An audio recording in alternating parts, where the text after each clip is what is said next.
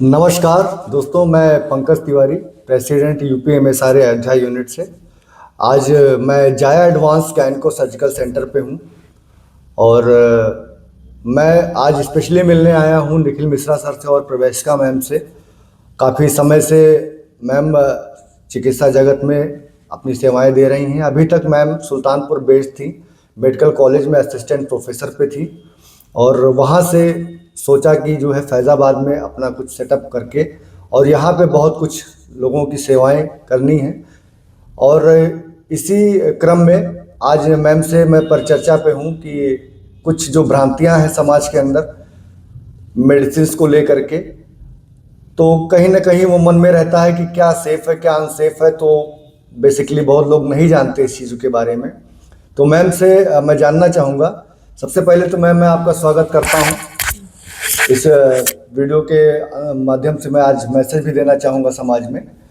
जानना चाहूँगा मैम कि आजकल जो भ्रांतियाँ हैं समाज में कि जो पिल्स आती हैं, जो एबॉर्शन किट होती हैं, जी जी तो बहुत लोग बहुत फ्रिक्वेंटली यूज़ करते हैं। क्योंकि मैं भी 13-14 साल से मार्केट में हूँ, तो मैं देखता हूँ कि लोग अनयूजली बहुत ज़्यादा खाने लगते हैं। तो इनका क्या इफेक्ट होता है मैम, और क्या साइड इफेक्ट होता है, और किस कंडीशन में इसको ले सकते हैं और किस कंडीशन में इसको अवॉइड करना चाहिए? जी जी। तो नमस्कार, मैं डॉक्टर प्रवेशिका मिश्रा, स्त्री और प्रसूति रोग विशेषज्ञ हूँ और मैं पंकज तिवारी भैया का बहुत हार्दिक अभिवादन करना चाहूँगी कि उन्होंने एक ऐसा प्लेटफॉर्म सोचा जिसपे हम जो मेरे जनमानस है, स्पेशली जो लेडीज़ हैं, युवतियाँ हैं, उनके क्वेश्चंस और उनके जो डाउट्स हैं उस बारे में बात करेंगे। बेसिकली ऐसी चीज़ें जिसके बारे में आप खुल के किसी से बात नहीं कर सकती हैं। जैसे बहुत अच्छा क्वेश्चन लिया है यहाँ पे कि जो एबॉर्शन की पिल्स हैं उनको लेना चाहिए, नहीं लेना चाहिए, किसको लेना चाहिए और लेने के क्या फ़ायदे क्या नुकसान है, इस पे आज हम बात करेंगे। तो जो एबॉर्शन की पिल्स हैं जिसको नॉर्मली लोग एमटीपी किट बोलते हैं, उसके बारे में जानेंगे। तो जो ये किट है, सबसे पहली बात जो आपको गांठ बांध लेनी है कि बिना किसी भी गायनेकोलॉजिस्ट को दिखाए और बिना किसी भी गायनेकोलॉजिस्ट से प्रेस्क्राइब कराए बिना आपको ये दवा बिल्कुल भी नहीं लेनी है। भले ही आपके अगल बगल लोग होंगे जो बोलते होंगे ऐसा कुछ नहीं होता है, हमने खाई थी, मेरी बुआ ने खाई थी, इन्होंने खाई थी, कुछ नहीं होता है। तो ये क्यों है? क्योंकि आप अगर वो किट कभी खरीदेंगे तो आप देखेंगे उसके पीछे लिखा होता है schedule H drug. Yes ma'am, schedule H drug उसमें मेंशन होता है बाकायदे से। जी। और इसका मतलब हमें बताइए मैम कि शेड्यूल एच ड्रग मेंशन करने के पीछे का कारण क्या होता है? जी, शेड्यूल एच ड्रग में वो दवाइयाँ गवर्नमेंट ने रखी हैं कि ये ऐसी दवाइयाँ हैं जो बिना किसी भी हेल्थ केयर प्रोफेशनल के प्रेस्क्रिप्शन के आपको काउंटर से नहीं मिल सकती हैं। यानी कि आप जाओगे तो भी मेडिकल स्टोर वाले को आपको नहीं देनी चाहिए। लेकिन मैम मैं कहना चाहूंगा जो मेडिकल स्टोर वाले फ्रिक्वेंटली जो इसको दे देते हैं, जी जी, तो क्या ये एक तरीके से इलीगल हुआ क्या? हाँ, बिल्कुल इलीगल है। ये गवर्नमेंट के रूल्स को वायलेट करने जैसा है। अच्छा। तो मुझे लगता है थोड़ी सी गवर्नमेंट की तरफ से भी अप रेगुलेशन की जरूरत है इस चीज में। अच्छा। कि ये जो पिल्स हैं इस तरह से बिना प्रेस्क्रिप्शन के ना दी जाएं। ओके मैम जी। तो अब जानते हैं कि ये आपको मैं गायनेकोलॉजिस्ट के पास जाने को क्यों बोल रही हूँ। आप बोल सकते हो कि आप खुद भी, तो मैम हम भी तो खरीद के ले सकते हैं। जैसे बहुत लोगों में मैम भ्रांतियां होती हैं कि गायनेकोलॉजिस्ट के पास जाएंगे, सेम पिल वो भी हमको देती हैं, हमको वही प्रेफर करती हैं। जी। तो इसके पीछे का रीजन क्या होता है? इसी भ्रांति में लोग क्या करते हैं कि मार्केट से ही वो कुछ फीस को बचाने के लिए, कुछ अपने समय को बचाने के लिए वो पिल्स ले लेते हैं मेडिकल स्टोर से या फिर रूरल एरिया में कहीं से भी उनको कनेक्ट करके ले लेते हैं। तो क्या गायनेकोलॉजिस्ट का सजेशन इसमें जरूरी है? बिल्कुल, बहुत ही अच्छा क्वेश्चन पुट अप किया है कि गायनेकोलॉजिस्ट का प्रेस्क्रिप्शन बहुत जरूरी है। क्यों जरूरी है? कि आप उस पिल को लेने के लिए एलिजिबल हैं कि नहीं, उस पिल को लेने का जो एलिजिबिलिटी क्राइटेरिया है वो आप फॉलो कर रही हैं या नहीं कर रही हैं, ये चीज़ आपकी जो भी गायनेकोलॉजिस्ट हैं वो आपको एग्जामिन करके और कुछ इन्वेस्टिगेशन करा के ही डिसाइड करेंगे। ओके जी। तो जैसे कि मैम इसको मैं ये जानना चाहता था कि मैंने देखा है कई बार कि एक ही व्यक्ति के द्वारा ये पिल्स 3 बार 4 बार या फिर जब अनवांटेड प्रेगनेंसी हुई तभी ले लिया जाता है।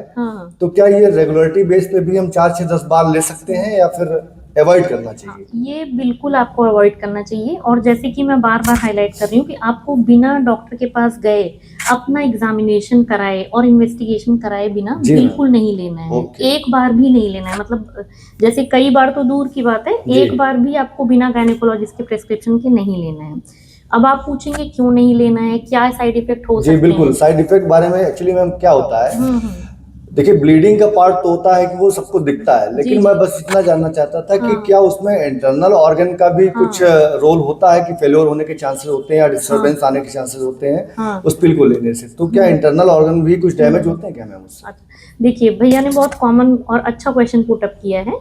तो इसमें जो ये पिल है ये बेसिकली इसलिए है कि आपकी जो यूट्रस के अंदर यानी बच्चेदानी के अंदर अगर अच्छा। प्रेगनेंसी जी है जी मैम। तो उसको वो निकाल सके। ठीक है ठीक है। मैं ये कह रहा था जैसे यूट्रस के अलावा क्या और भी ऑर्गन्स उसमें एंगेज होते हैं या नहीं होते हैं, या यूट्रस डिस्टर्ब होने के बाद क्या क्या कंडीशंस आती हैं, मतलब आगे प्रेगनेंसी को कंसीव करने में दिक्कत आती है या नहीं आती है, ये सारी चीजों को भी जानना चाहते हैं हम। जी जी बिल्कुल। तो अगर मान लेते हैं कि आप गायनेकोलॉजिस्ट के पास गए, गायनेकोलॉजिस्ट ने आपको एग्जामिन करके इन्वेस्टिगेट करके आपको एलिजिबल पाया कि आपको ठीक है। एमटीपी किट दी जा सकती ओके है, ओके। आपको हाँ। दे दी गई। तो अब इसके क्या साइड इफेक्ट्स हो सकते हैं वो हम लोग जान लेते हैं। तो जो सबसे पहला और बड़ा साइड इफेक्ट होता है कि कुछ कुछ लोगों में बहुत ही हैवी ब्लीडिंग होने लगती है। जी। यानी वो ब्लीडिंग इतनी ज्यादा होने लगती है कि पेशेंट की हालत हमने देखी है, आपके भाषा में बोलते हैं कि लस्त पड़ जाती है। पेशेंट बोलता है कि हाँ हमको बिल्कुल चक्कर आ होता रहा है, ऐसी है। कंडीशंस आती हैं जी मैम, जी। ये ऐसी कंडीशंस और आती हैं। ये स्पेशली तब होने के चांसेस ज्यादा होते हैं जब आपके शरीर में ऑलरेडी ब्लड कम हो, यानी हीमोग्लोबिन कम हो। तो ये भी एक वजह है कि हम आपको बोलते हैं आप डॉक्टर के पास जाएंगे, वो पहले आपका सीबीसी जो जांच है वो कराएंगे, तो ऑलरेडी देख लेंगे कि आपके शरीर में ब्लड कितना है। तो एक तो ब्लीडिंग ज्यादा होने एक साइड इफेक्ट है जी। और दूसरा जो कॉमन साइड इफेक्ट है इन्फेक्शन। अगर आपको ब्लीडिंग उससे बहुत ज्यादा दिनों तक बनी रहती है तो ऐसे केस में आपको इन्फेक्शन हो सकता है। इन्फेक्शन किस चीज का, आपका जो नीचे का रास्ता है उसके रास्ते यूट्रस में और वेजाइना सर्विक्स इन सब जगहों पे आपको इन्फेक्शन हो सकता है। लेकिन जो आप कह रहे हैं बाकी चीजें जो हैं, जो बाकी ऑर्गन से जनरली बहुत ही ज्यादातर केसेस में बाकी ऑर्गन्स पे इसका कोई इफेक्ट नहीं होता है। अच्छा, बाकी पे नहीं होता है। जी जी। तो लास्टली मैम मैं ये जानना चाहता था कि जैसे अगर अनवांटेड प्रेगनेंसी है तो उसके लिए जब भी हम किट का इस्तेमाल करें तो किसी न किसी गायनेकोलॉजिस्ट से जी सलाह लेकर के ही उसका यूज करें। जी जी बिल्कुल। अदरवाइज वो खतरनाक हो सकता हाँ है। बिल्कुल खतरनाक हो सकता है। है ना? एक मैं और यहाँ पे सिनारियो डिस्कस करना चाहूंगी जी। कि नॉर्मली क्या होता है, अगर आपकी प्रेगनेंसी यूट्रस में है यानी बच्चेदानी में है तब तो ठीक है, आपने मान लीजिए एमटीपी पिल ले भी लिया तो भी वो पिल से वो प्रेगनेंसी आपकी नुकसान हो जाएगी और आपका जो आप अबॉर्शन करना चाह रहे हैं वो काम हो जाएगा। अच्छा। लेकिन इसमें जो सबसे खतरनाक सिनारियो और केस आता है वो तब होता है जब जी। आपकी प्रेगनेंसी बच्चेदानी में ना होकर ट्यूब में होती है।